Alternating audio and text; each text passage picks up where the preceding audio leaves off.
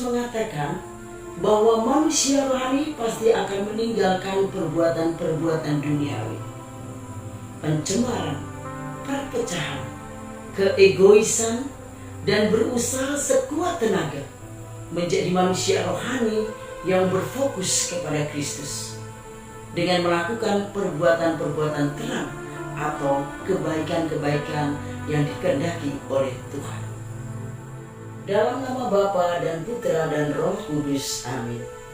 Perikop dari kitab Nabi Yesaya bab 58 ayat 1 sampai dengan 9 mengingatkan kita masih berkaitan dengan masa puasa ini, yaitu dengan memperhatikan rambu-rambu yang harus dilakukan berkaitan dengan puasa.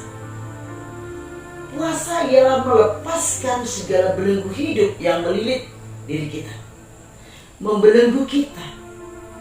Bisa juga itu saling marah, baku hujat, berkelahi, dendam dan lain sebagainya, yang membuat kita jauh dari Tuhan dan kita berdosa. Namun lebih jauh ke dalam, kita diajak untuk lebih dan lebih memperhatikan orang-orang yang susah dan menderita yang ada di sekitar kita.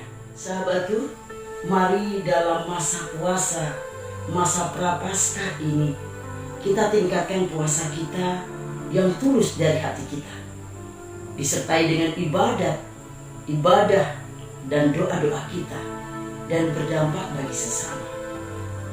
Doa adalah kita mengalami perjumpaan yang intim, yang mendalam, indah bersama Tuhan. Itulah kesalehan yang harus dan terus kita perjuangkan dan kita kejar. Tuhan tidak melihat yang kasat mata terlihat ketika kita melakukan puasa, doa, atau ibadah. Namun apakah yang kita lakukan ini sungguh dari hati kita, keluar dari hati kita? Apakah hati kita sungguh-sungguh terbuka terhadap rahmat-rahmat Tuhan yang ingin membuat atau menyampaikan firman-Nya, kehendaknya di dalam hidup kita? Sahabatku, puasa seseorang akan menjadi sia-sia jika tidak disertai dengan sikap hati yang benar. Untuk itu mari kita menyediakan hati, waktu secara khusus untuk berpuasa, berdoa, beribadah, agar pertolongan Roh Kudus kita dilepaskan dari roh-roh jahat yang menghantui, yang mengikuti diri kita.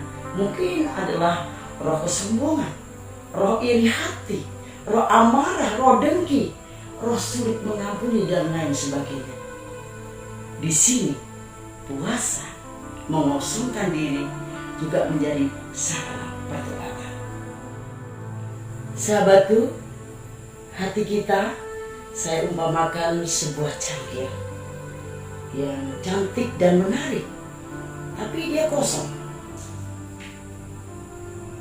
Dan pada masa penuh rahmat ini, kita mohon Allah untuk mengisi hati kita dengan sumber-sumber kebaikan,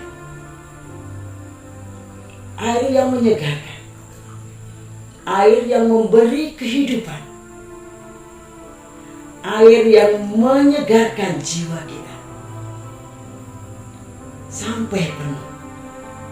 Ketika hati kita sudah dikobarkan dengan cinta Tuhan dan kebaikan Tuhan, maka kita juga akan menjadi berkat-berkat bagi sesama kita yang kita jumpai setiap hari, keluarga, sahabat, handai Tuhan, dan lain sebagainya. Semoga di masa prapaskah ini kita semakin menjadi berkat-berkat bagi yang lain. Tuhan memberkati. Dalam nama Bapa dan Putra dan Roh Kudus. Amin.